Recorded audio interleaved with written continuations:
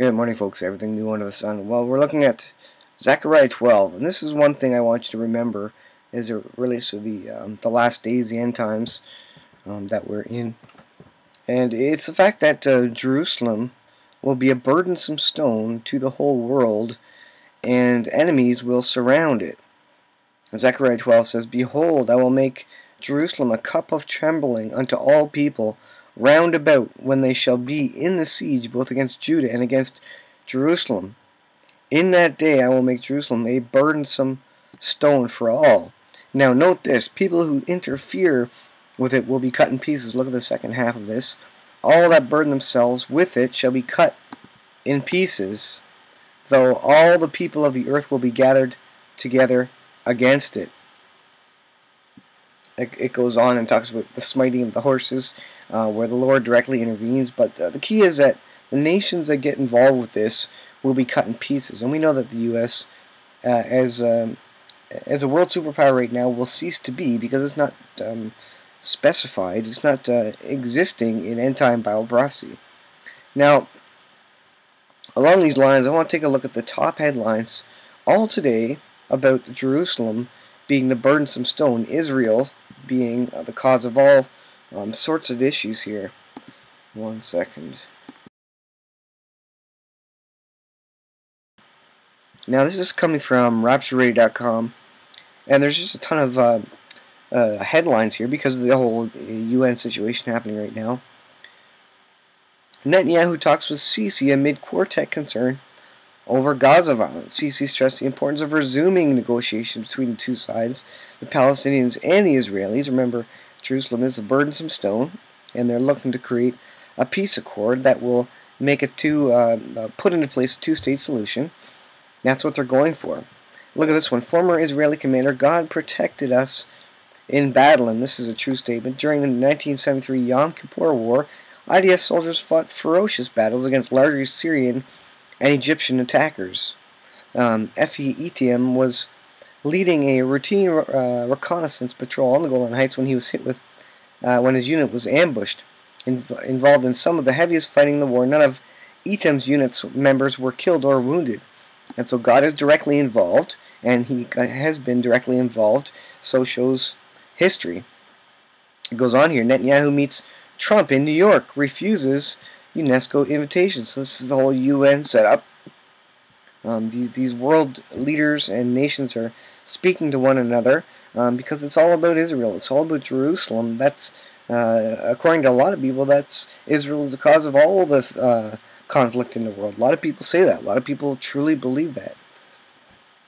Netanyahu was effusive in his praise of U.S. President, remarking that he personally and the state of Israel had so much to be thankful for.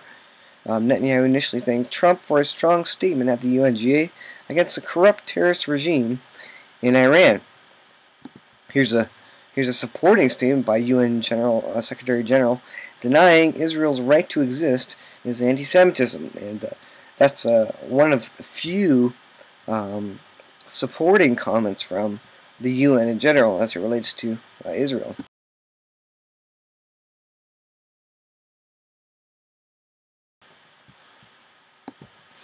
So that's a pretty interesting statement, again, coming out of the UN. Here's another one. Trump, two-state Mideast solution would work best. What does the scripture say in Zechariah 12 about the nations that get involved? "All that burden themselves will be cut in pieces, though all the people of the world will be gathered against Israel." And so what's happening right now? We see Trump is indeed actively involving himself, and that means the U.S. Is going to be cut in pieces. And that is coming. That's the judgment coming, whether it's on Trump's on Trump's watch or not. U.S. President Donald Trump believes two-state solution for the Israeli-Palestinian conflict would work best. Trump moved away from decades of U.S. policy calling for an independent Palestinian state last year, when he said he would be happy with a one-state solution if both parties wanted it. But after meeting Israel's Prime Minister Wednesday, he declared, "I like the two-state solution." So apparently Netanyahu is more on side with the two-state solution, and this is the dividing of the land of Israel, and what happens to nations that get involved. If they try to cut up Israel and they try to cut up Jerusalem, Remember, the Palestinians want part of Jerusalem as their capital city. And so what happens to nations that get involved? Well, they get cut in pieces, and that's what's coming. That's why the current world superpower of the United States is not mentioned in end-time Bible prophecy. Palestinians reject Trump's two-state overture. He's waging war.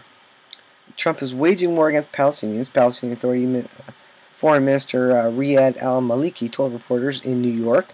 Again, this is all related to the UN stuff going on right now. After holding an international diplomatic meeting on the sidelines of the UN, he spoke after Trump publicly endorsed a two-state resolution to the conflict for the first time and said he believed Palestinians would engage in a U.S.-led peace process. So apparently the U.S. is making progress in terms of the peace process and getting people on side, although it hasn't been officially revealed yet. Again, what's the? We know that a peace covenant is coming. We know that one world leader is going to come and implement or enforce a peace treaty. We know that's coming soon. What do we also know about the countries that get involved? They will be cut in pieces, and that's what's going to happen. Even though this peace plan, this peace covenant will be enforced, will be implemented, will be moved forward, the countries that initiated it, got involved with it, will be cut in pieces. So I think that's the exact future of the United States, specifically in end-time Bible prophecy, as they will be cut into pieces and no longer will be a world superpower. This is likely part and parcel with a complete and total economic collapse. What's the easiest way to take out the U.S.? Well, take out the economy. And the people of the U.S. and North America, all people in first world countries, effectively would, it'd be a Mad Max scenario, because none of us in first world countries know how to grow vegetables or farm anymore. 90% of us live in cities, concrete jungles, and none of us can fend for ourselves anymore, or provide for ourselves, etc. And so I think that's coming down the pipe real quick. And you can see by all the headlines here, Jerusalem is indeed the burdensome stone right now, and the nations that are getting involved with it are going to be cut in pieces. And that lines up with Bible prophecy as well, in terms of the current world superpower not being anywhere in Bible prophecy, other than potentially in Ezekiel 38, where the young lions of Tarshish are basically saying to the invading hordes against Israel, basically asking questions: why are you coming? Are you coming to take a spoil? But they're not actively doing anything because they have no power. All their power has been taken away. They've been cut in pieces, as the Bible states. So I think that's what's coming down the pipe, guys. That's the thing I wanted to bring to your attention today, as it relates to all the UN headlines. And there's a ton of stuff going on, ton of Bible prophecy occurring as we speak. All the prophecy timelines are moving ahead as per the Lord's timeline. So thanks for watching, guys. I'll leave it there, and we'll see you guys in the next video.